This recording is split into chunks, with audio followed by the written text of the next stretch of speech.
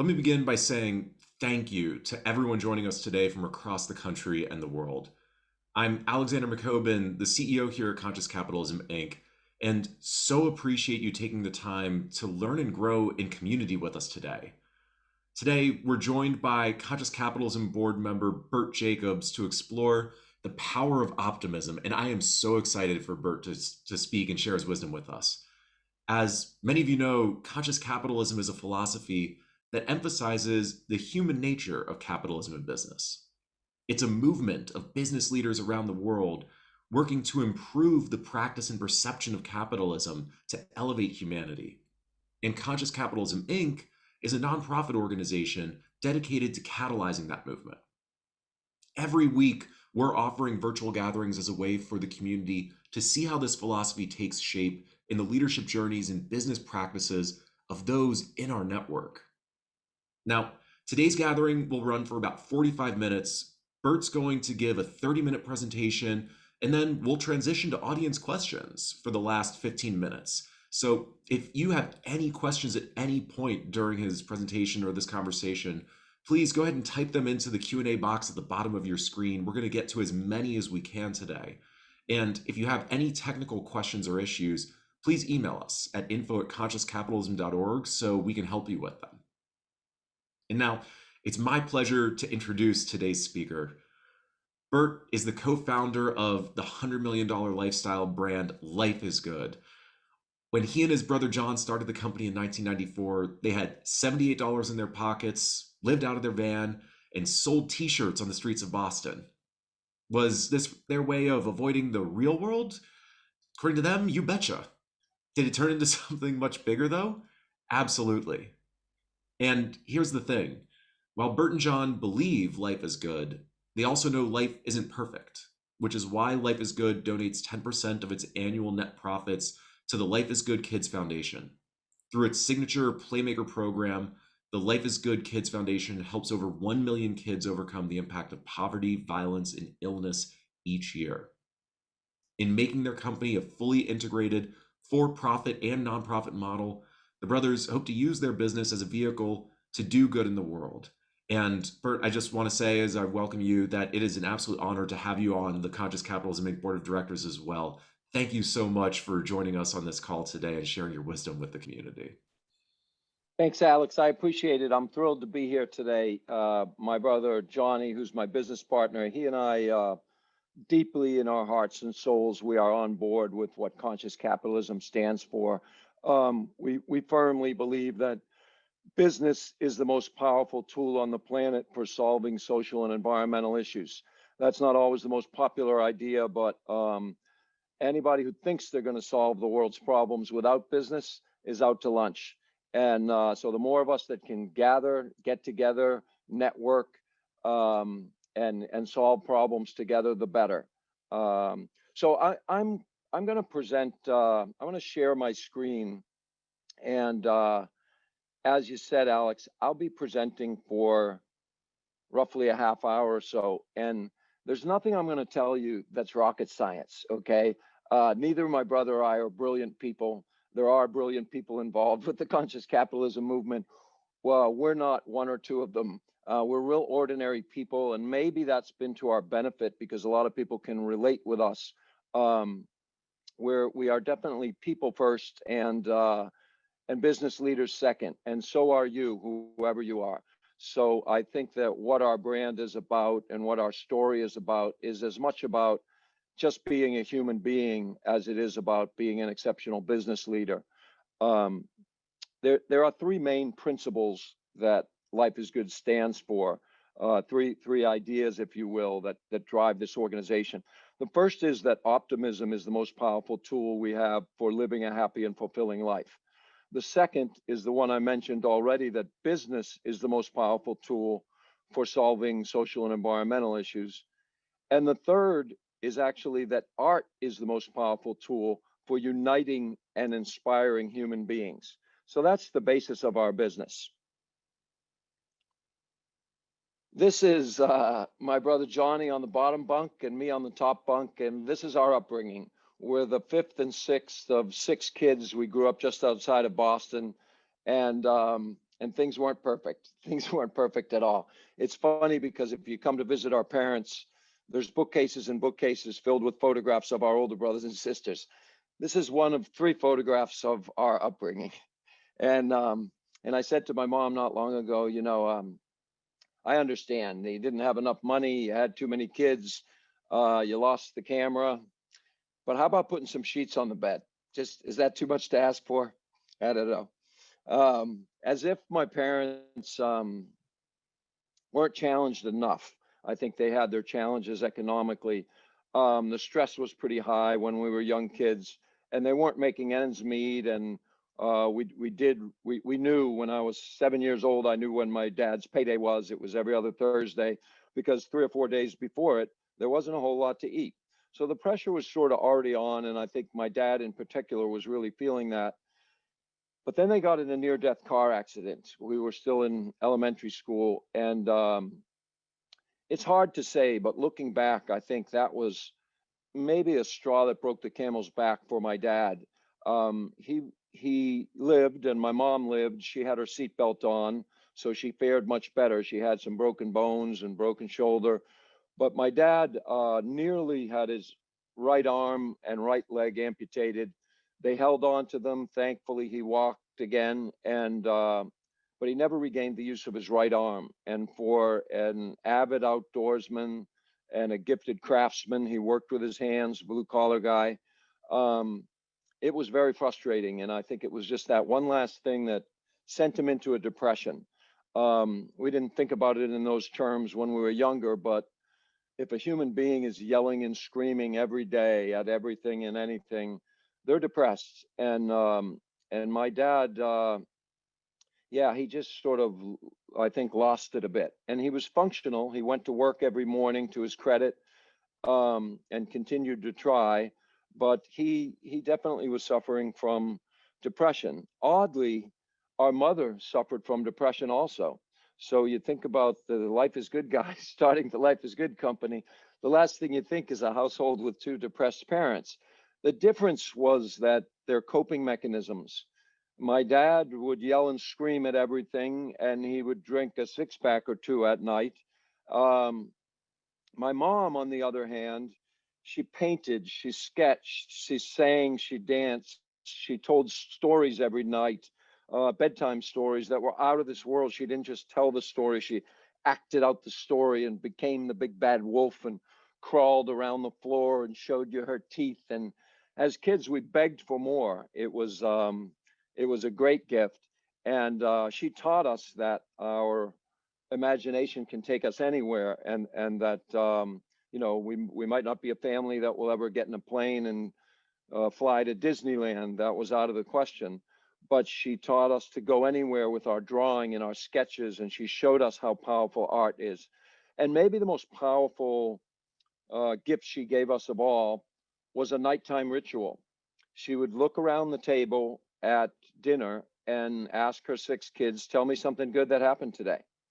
And although that was so simple, and she later told us she did it for herself, for her own psyche, it taught us that we control the energy that we bring to the table. And so we otherwise might have been complaining about this or that, including what was or wasn't for dinner. But instead, this ritual by our mom got us joking and laughing about something funny that happened or something great that happened that day, and interacting as a family. And it was like the magic dust at our dinner table in our household. And our mom was always sprinkling that magic dust. She was the first rational optimist in our lives. And we define at Life is Good, a rational optimist, as somebody who pours more of their resources into the opportunities than they do the obstacles. So we all have obstacles. You wake up in the morning and you can focus on all the things that are wrong in your life and all your shortcomings. That's okay to acknowledge those things, but strategically, it's smarter to focus on your strengths and all the things going right. And you will therefore attract more people that are solution oriented and focused on momentum and what's happening. And that's the basis of Life is Good. If we were smarter when we got out of college, we would have taken that idea when we started designing t-shirts and selling in the street and created Life is Good right away. we weren't that smart, and we started making T-shirts with our own artwork. This is a picture um, in either 1989 or early 1990s in South Boston, and it's the St. Patrick's Day parade. So if there was a big event, we would sell to crowds in the street. As you can tell, probably from the picture, we're not doing so great. We're not selling that many T-shirts, and after about a year of doing that, we bought a van.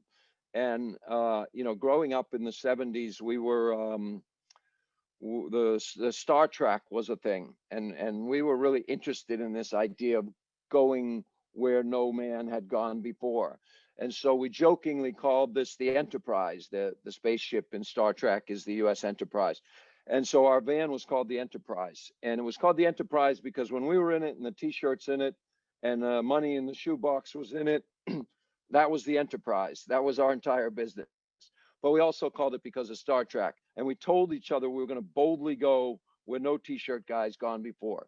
And we got in that van and we actually traveled for 5.5 years, slept in the van at night and sold T-shirts door to door in college dormitories.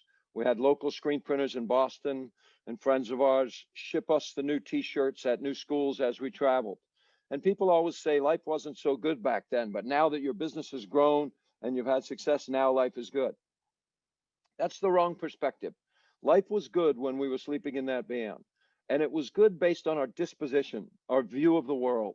As far as we were concerned, we were traveling the East Coast and we were visiting college campuses of schools that we didn't get into.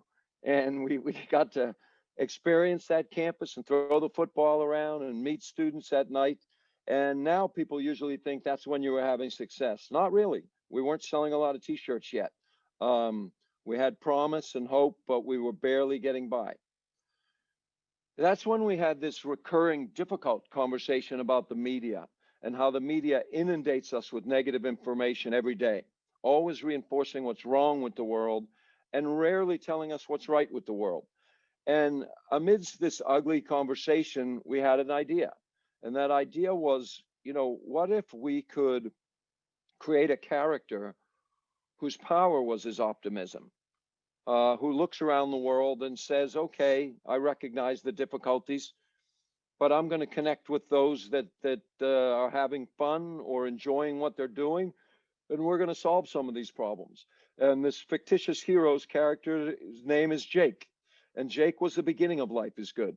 And Jake was meant to be an artist. If you look where it says Life is Good, you can see there's whiteout. It didn't say Life is Good in the beginning. It just said draw. So our first idea was that we would create this artist who wasn't dark and tortured.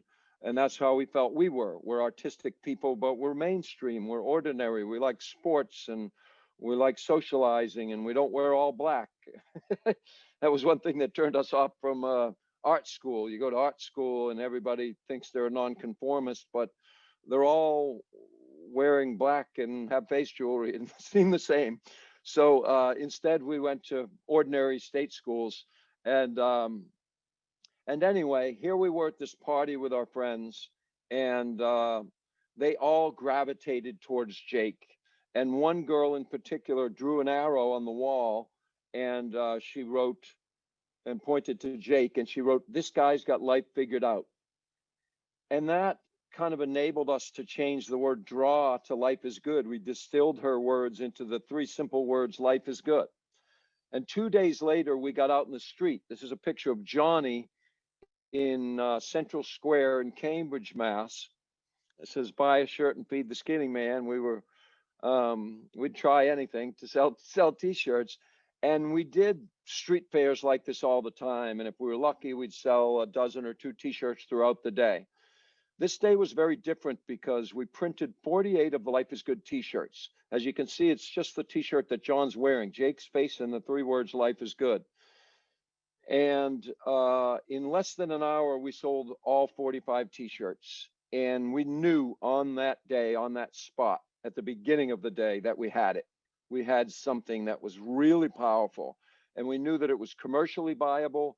And we knew that people were starving for optimism.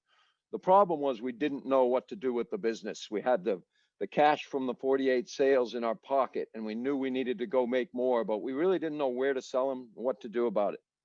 So we did what you do in Boston when you're trying to figure things out. We got in the Enterprise, our van. We drove down to Cape Cod and we went swimming in the ocean. And we just said, I don't know, let's take a half a day and try to figure it out. And after hanging out and on the beach for a while, we came up with this brilliant idea that we would try to sell these, we'd wholesale for the first time after 5.5 years, and we'd try to sell this concept to retailers. So we drove around the Cape in our soaking wet board shorts, and everyone thought we stole the shirts. And finally, this woman named Nancy, who had a little shop that sold mostly flip flops, she took a look at it. I don't think she listened to anything we said, but she said, I love it. I'll take 24 pieces. And that was our first sale. So we shipped 24 Life is Good t-shirts to Nancy at the little shop down the Cape. And a week later, she called me and called our apartment. It was pre-cell phones. Picked up the phone and she said, hey, it's Nancy from the Cape. We sold all 24 t-shirts and we want to get some more. I said, that's great. And she said, do you remember that we were right next to an ice cream shop? And I said, sure, no idea where she was going. And she said, well, my husband and I wondered if Jake eats ice cream. And I said, no, but he will. And Jake started eating ice cream. We made a first t-shirt of Jake doing something, and it was simply enjoying an ice cream. And if you ever tried to do anything else other than relax and have a good time when you're eating an ice cream, it doesn't work. An ice cream's one of those things where you just have to take a break. You got to shut your phone off and enjoy it. That's all there is to it. And so we found that a lot of people liked ice cream because when we shipped those down to Nancy, she called us back and said, listen, the ice cream ones are selling better than just the ordinary Jake. And I've got a sister who lives up in Vermont on the bike path, and she wants to get some of these Life is Good t-shirts too.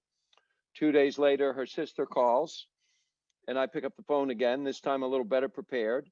And she said, we're on the mountain bike trail up in Vermont, and we wonder if Jake rides a mountain bike. I said, no, but he will if you pay in advance. And she paid. And pretty soon, Jake was riding a bicycle. Simple as that. And these childlike drawings on these t-shirts with those three simple words started growing a business. And we realized all we had to do was walk around to people and ask them what they love. And if it was skiing or snowboarding or playing guitar or building anything with crafts or woodworking or anything that was positive, gardening, you name it, trees, birds, wildlife, your dog, all of these things we started putting on t-shirts with the words life is good.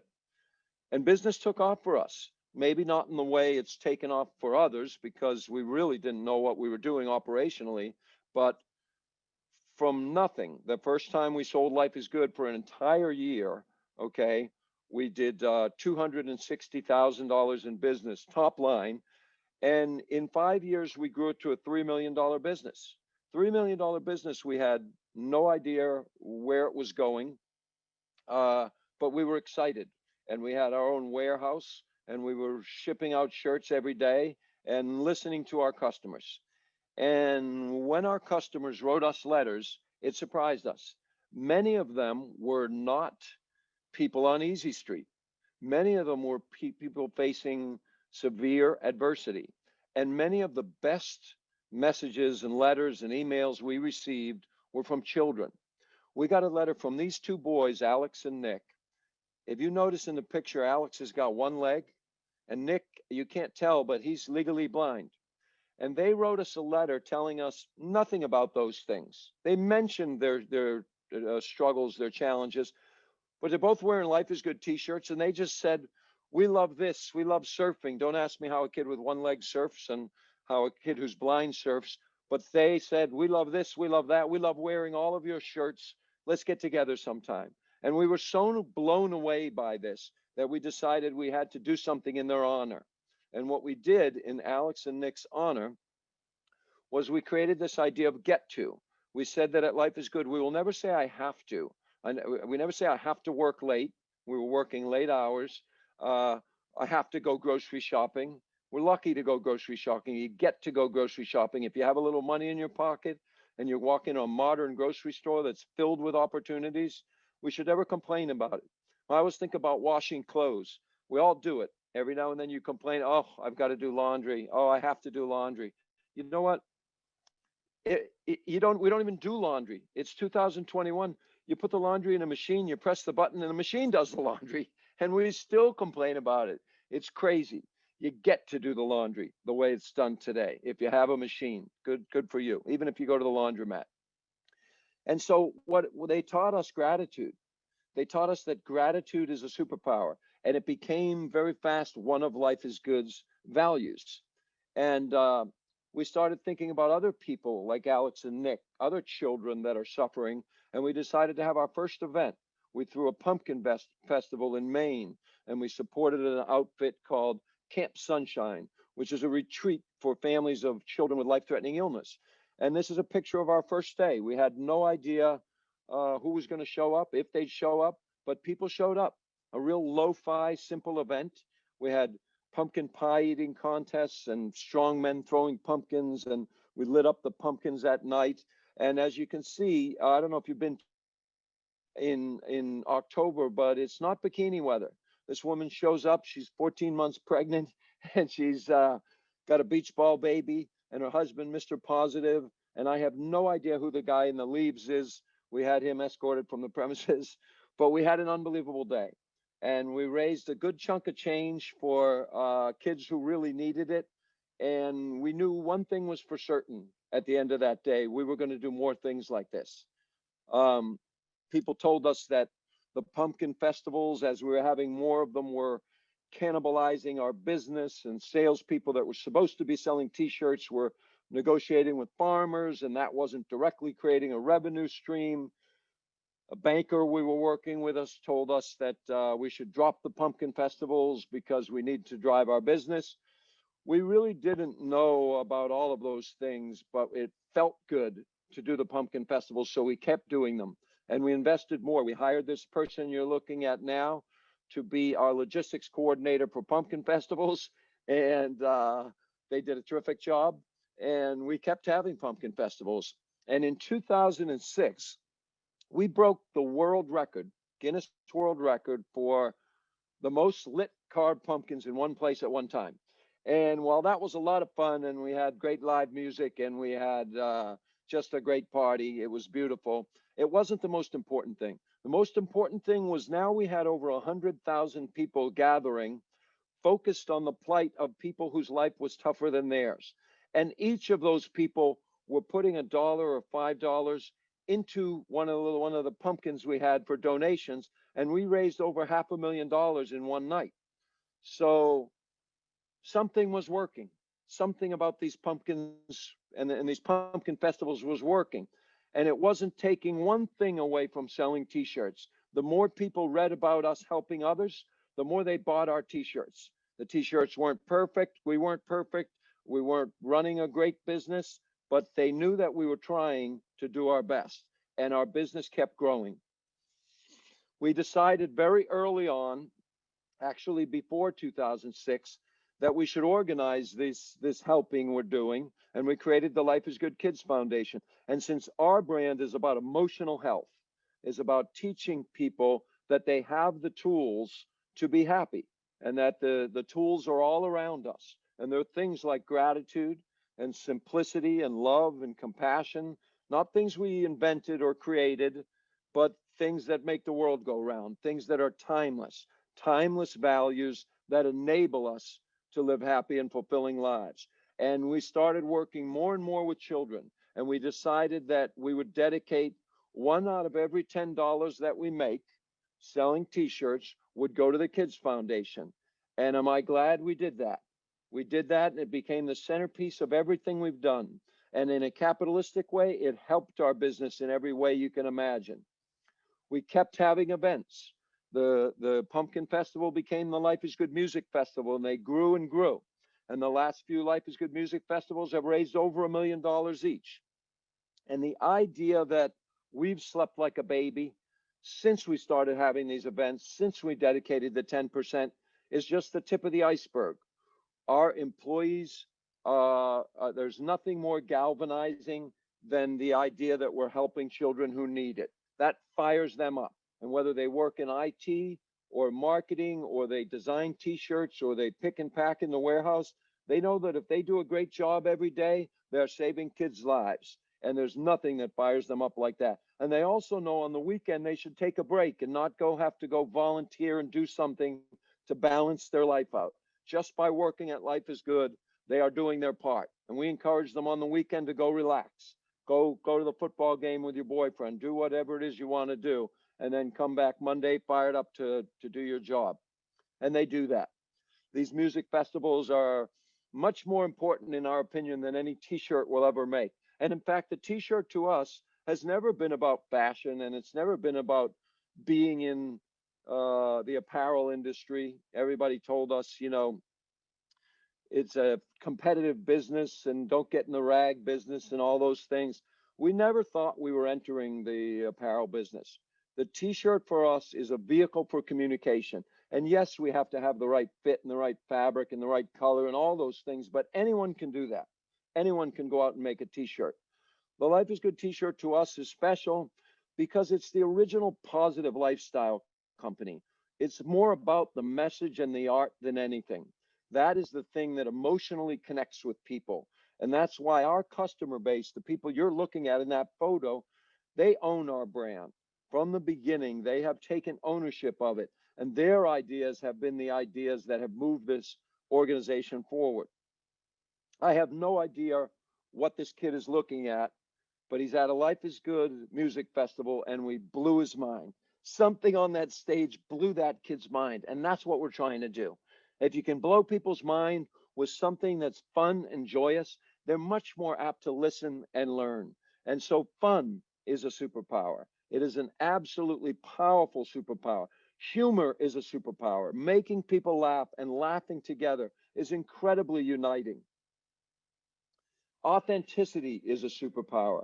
And what we learned all along the way is that we don't have to be the smartest. We neither of us graduated the top of our classes. We don't have to be the fastest. We don't have to be the strongest.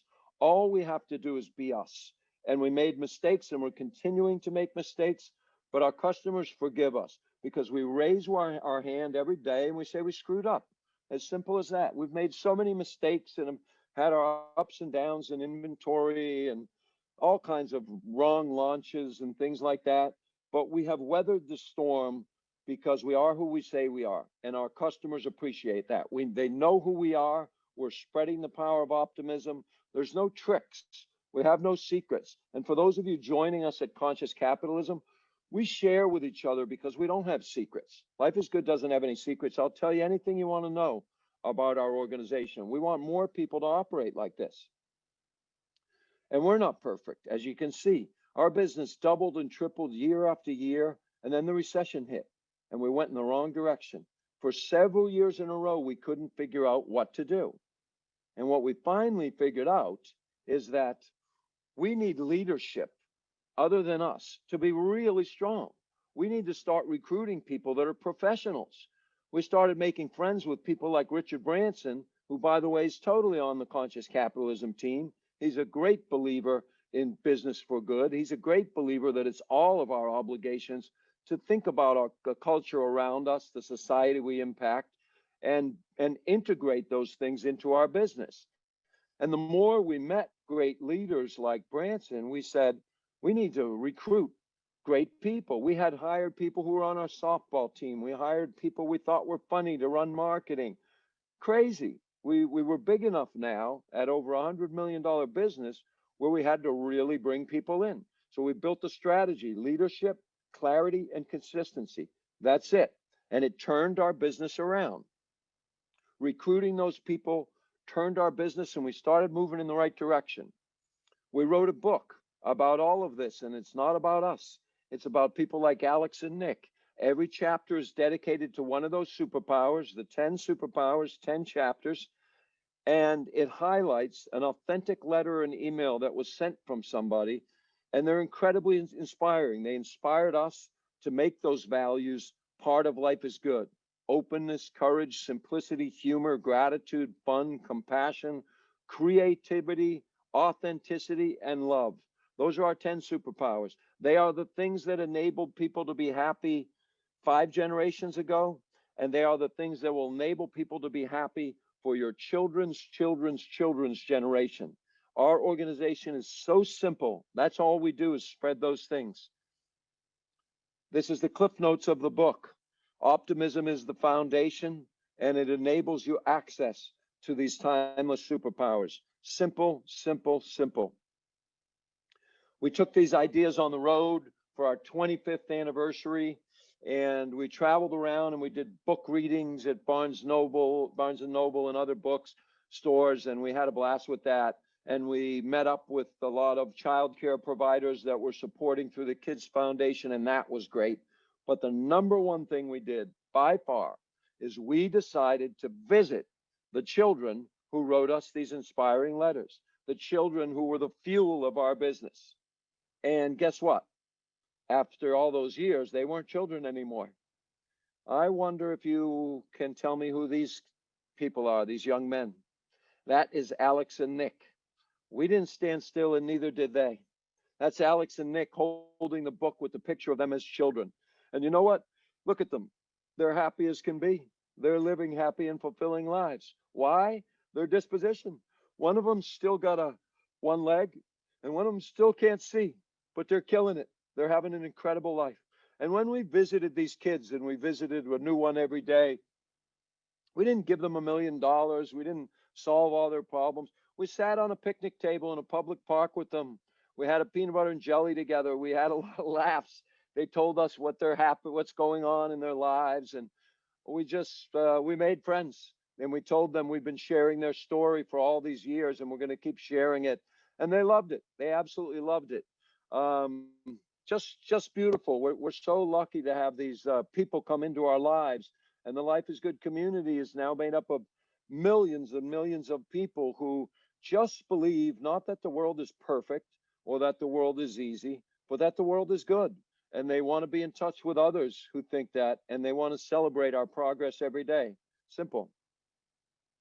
Well, it hasn't been easy in 2020, that's for sure.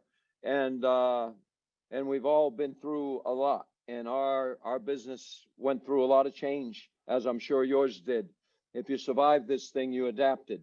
And we saw a lot of medical professionals. As you can see, there's one of them here wearing one of our hats, doing their heroic work out there. And we were so blown away by this. And we decided that rather than retreat from who we are as Life is Good, we would try to send out art and message that would help people do the right thing. So you see the t-shirt on the left says, stay calm, stay cool, stay home. Just trying to get people to quarantine. And then we got into, with the one in the middle, the support system that's necessary for all of us. Those who have people who love them and make them feel safe were able to weather this thing. Those who felt isolated and alone didn't fare so well. And sometimes if it wasn't a human being, it was a pet. And the importance of pets is enormous. It's still love. It's still a support system, unconditional love, the best kind. And then finally, as we're in this era now that people are getting vaccinated, putting out silly t-shirts about that. And I'll tell you what, speaking directly to what's happening every day, when the pandemic hit, we were facing bankruptcy. 50% of our business was wholesale. We were looking at cutting half of our staff. Because we started printing t-shirts to order, moving really fast in the market, and we needed that anyway, and speaking directly to the pandemic and what's happening, our business took off. In 2020, we had the best year we've ever had, and we didn't cut a single person. We certainly didn't go bankrupt. We celebrated, and our community sent us photographs of what they're doing out there, of what's happening, and it's fired us up all along. There are silver linings on this thing. It is a horrible shame that people have suffered, but those that have helped and have saved lives, and those that have kept their chins up in the right attitude, are unifying about a better future. And we are on that team every day. That's it for me. We see that the forecast is mostly sunny ahead. I'll end by saying I love Conscious Capitalism. I love everybody involved with it. And Life is Good's here to help. So thank you for your time. Have a great day. And remember, focus on the opportunities, not the obstacles. Those are the ones that are going to give you a happy and fulfilling life. Peace out. Bert, thank you. We're not going to let you go quite yet. We've still got a few minutes with you, and there are a lot of people asking questions because they're inspired like I am from what you shared. So if No you're up problem. for it, we've got some people who want to ask some questions. No problem. Thanks, Alex. Really, thank you, Bert. I want to start with a question from Brandon Hatton, who's wondering how you manage with negative energy from people that you just can't seem to cut out of your life and how you approach that.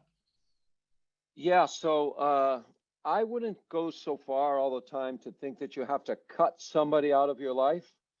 But we look to the greats through history for things, and Shakespeare's one who said it all. Above all else, to thine own self be true. To thine own self be true, right? So you got to take care of yourself. Who are we talking to, Alex? Sorry, tell me the name again. Brandon, Brandon. The thing is, you might not need to cut someone entirely out of your life, but I would spend less time with them. I know that sounds harsh, but you need to spend the majority of your time with people who are aligned with your philosophy. And it's okay to debate with others and be open minded. But if someone's bringing negative energy to the table and they're bringing you down, they're not helping you be your best self. And you should be direct with them about that and not cut them off, but ask them to make changes. Tell them you'll listen to them to a point, but you're not going to let them drag you down. So I think you just need to be selective about the hours of your precious day. Each of us has one wild and precious life, and you can't waste that time with people who are not moving in the direction you want to move. Simple as that. thank you, Bert. Lynn McQuaker knows that you answered this a little bit, but is also wondering. First, she says, what a wonderful message and foundation for the business. Loved the story. The world needs this message even more this year and right now. And I'm wondering if you can elaborate more on what Life is Good is doing new right now. You talked about some of the pivots you made in 2020, Sure. but what else is coming Sure. up that you're excited about? Sure. There's so much. Okay. So the big thing for us is there were two big lessons in COVID. Okay. And, we're not out of the woods on it, but things are looking promising right now. Okay. The first was that when something drastically goes wrong, and let's all face it, this was an unprecedented negative event, a global pandemic. Uh, we need to know who we are and act like it. So there was lots of talk within Life is Good that maybe it's not appropriate for us to make T-shirts about the actual pandemic because people are suffering, because there's intellectual debates about what we should do or what we shouldn't do. We should quarantine, we shouldn't quarantine. You should get vaccinated, you shouldn't get vaccinated. It's okay to take a stand. So we took a stand about staying home. We took a stand about support system, and we took a stand about supporting those essential workers out there. And now we're taking a stand about the vaccine. Not everyone's aligned with us, but confidently knowing who we are. The more important thing than taking a stand about all of those things was that it was an optimistic perspective. That's who we are. So that was important for our community. The second thing is that all of retail in America is operating in an archaic, or most of it, 99%, an archaic business model where we're trying to project 12 and 18 months from now what's happening with the business. The pandemic served up an opportunity for us to pivot into a speed to market model, and that is working for us. The thing that kills businesses out there is inventory. Whoever ends up with inventory dies, whether that's the factory or the brand or the retailer. We are now printing to order every T-shirt we make, and we're figuring out how to do it. And it's not quite efficient enough, but we're moving in the right direction. And so, yeah, that's the big lessons for us on it. Wow, thank you, Bert. Moin Raman asks, what does your interview process look like? What kind of attributes do you look for in your employees, especially with this kind of culture?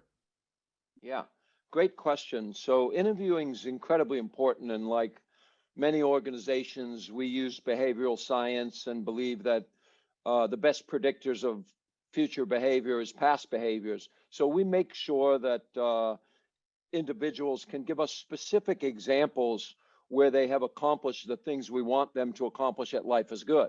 And like any other place, we make sure that they have the skills and experience that align specifically with what Life is Good wants. The difference might be that we look for what we call like an X factor. And that X factor is that as a human being, they are an optimist and they believe in the power of optimism. They are rational optimists. They acknowledge the difficulties and the challenges, but they are one of those people like our mother that brings special energy to the table. And that we think is actually more important than being the smartest and being the fastest or being the strongest.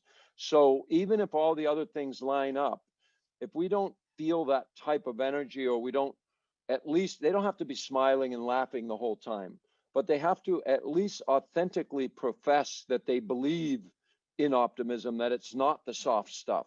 And without that, they don't get a job at Life is Good. And we've made the mistake before. We've been enamored by a high IQ or other brands they've been that we really admire where they've been, and we've hired people and it hasn't worked out. And otherwise, we've felt great energy for somebody and they might be a little short on the experience here or there. And we've hired them and they are thriving today at Life is Good. So for us, that's the X factor. Be an authentic optimist. Ah, right on. Haley Rushing has a question. How do you measure fulfillment of your purpose? Are there any meaningful key purpose indicators that give you a sense of the extent to which you're spreading optimism?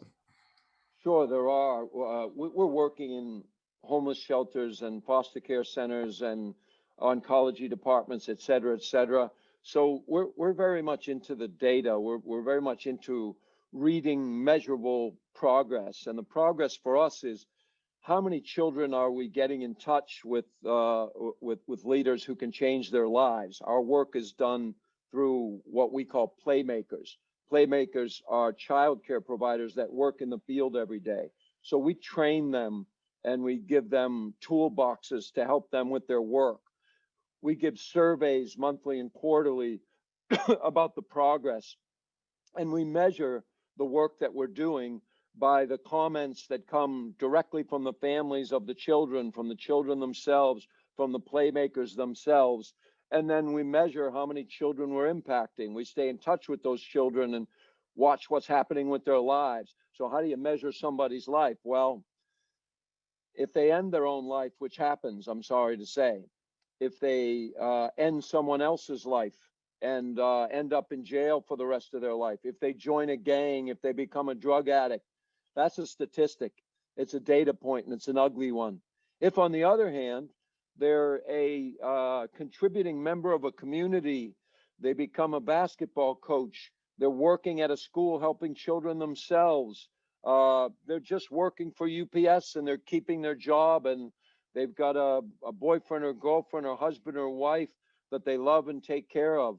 Those are data points too, and we collect them, and those are near and dear to us. So our progress is measured by how people's lives out there that we've worked with are doing. And sometimes, you know, in all cases, you don't get most of those data points overnight. But as you saw in the example, we were in touch with Alex and Nick 20 years ago, and we're in touch with them now. And there's lots of ways we can tell that their lives are going in the right direction. Bert, this has just been inspiring. I just wanted, I think we only have time for one more question, but it's from an anonymous attendee wondering, what other tools do you suggest for an optimistic perspective of life? They're thinking of a nighttime they like the nighttime ritual, but do you have any others that you want to share, especially to end this conversation on?